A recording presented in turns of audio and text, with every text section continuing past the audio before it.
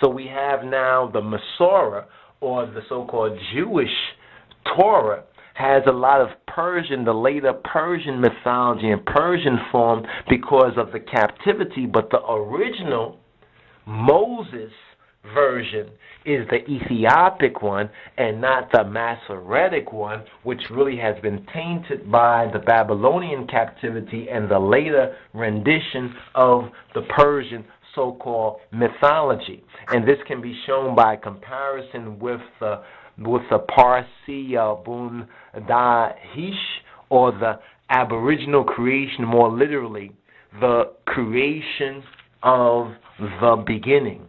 Indeed, we may even suspect that the first words of the Hebrew Genesis have to do with the title of the Bundahish, and they are Bereshith Elohim bara and Bereshith, which literally translated reads, in the beginning of, leaving an ellipsis, without stating in the beginning of what, which is interesting.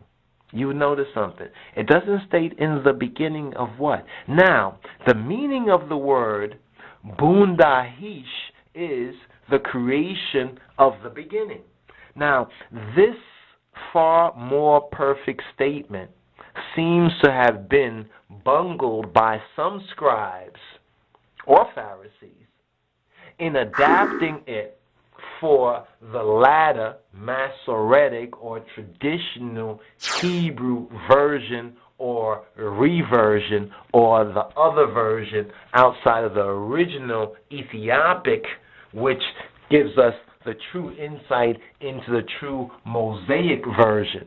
Now, the first two facts, right, it's distinguishable in the external phenomena by man, were those of darkness and light. In other words, the first two phenomena that man noticed was to distinguish darkness and light.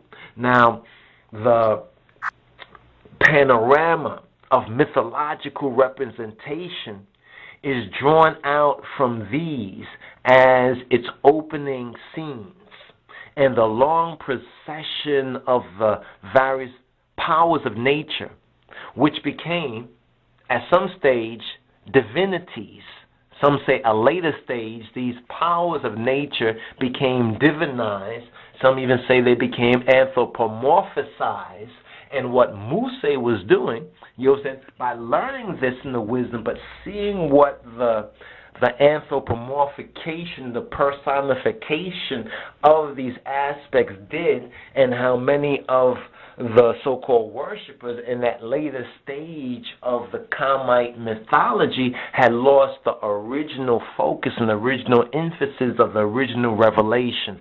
So what Mose did was restore it to its original Yahwist, because the ancient Kamites were actually Yahwists from the very beginning. They recognized Yahweh, they recognized the Amen. But at that later stage, after these powers of the Netaru, or powers of the nature, became divinities and therefore personified, you understand, and identified, you understand, with various different cults and gnomes, and became more like a religious, like denominationalism, you know, like where one says they're Baptists, and the next one says, well, they're evangelists, and the next one says they're Pentecostalists. But wait, isn't baptism part of it, the way of Christ? Isn't Pentecost part of it? Isn't the good news or the evangelism part of it? How they break these things down into different? The same thing happened in ancient Egypt. That's what's called the bondage. So this long process where the powers of nature became divinities at a later stage, it starts upon its march through heaven above to cast now a shade or a shadow on the earth below. You understand? On the earth below. So what happened One focused on the shadow and forgot that which projected the shadow from the heavens. That's why Genesis 1 and 4 is very, very interesting, where it says about the sun, the moon, and the stars. Let them be for signs and seasons and days and years, not to worship them or propitiate them, but they are for signs and seasons and days and years. The heavens is a clockwork as well as a revelation, you understand, for us below. It casts its shadow down here below. Now, by observing this alternation of light and darkness, a primary measure of time was first established as the creation of a night and a day, marked by the twin star. And, quote, there was evening and there was morning one day, end quote. As the result of this earliest creation of the beginning. Now, in the Persian, the Bundahish, we find there's the deity Ahura Mazda. He is the chief of the seven Amhaspans, just as the creator Ptah or Ptah is of the seven Chnemu, and the Gnostic Yaldabaoth of the seven Elohim. Now, here we learn that Elohim, or God, created the world in 6 periods, although not in 6 days as the Eurocentric Christianity falsely falsified and claimed. Now, the first of Ahura Mazda's creatures of the world, guess which one it was? Well, based on what we've learned from the ancient KAMITE and also what Moses learned from those mystery or wisdom schools, the first of even Ahura Mazda's creatures of the world was the sky.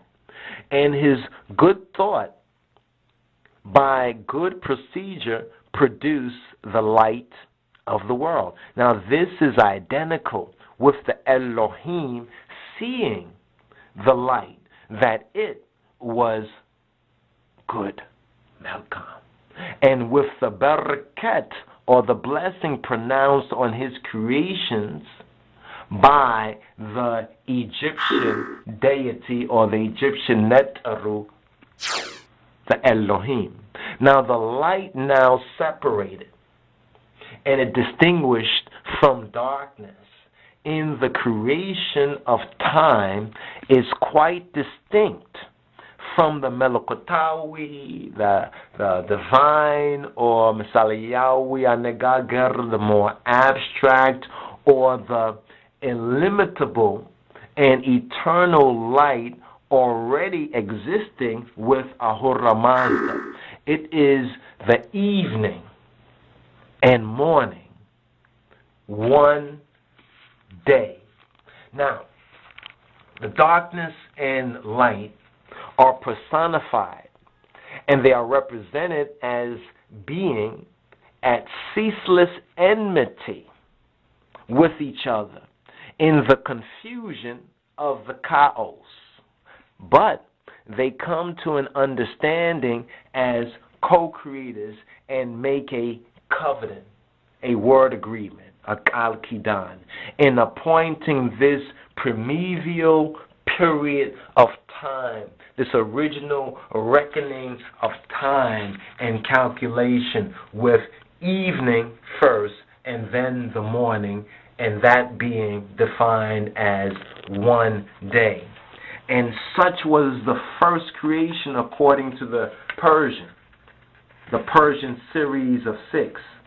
Quote, and of Ahura's creatures in the world, it is said, the first was the sky, the second water, the third earth, the fourth plants, the fifth animals, and the sixth humanity or mankind, end quote.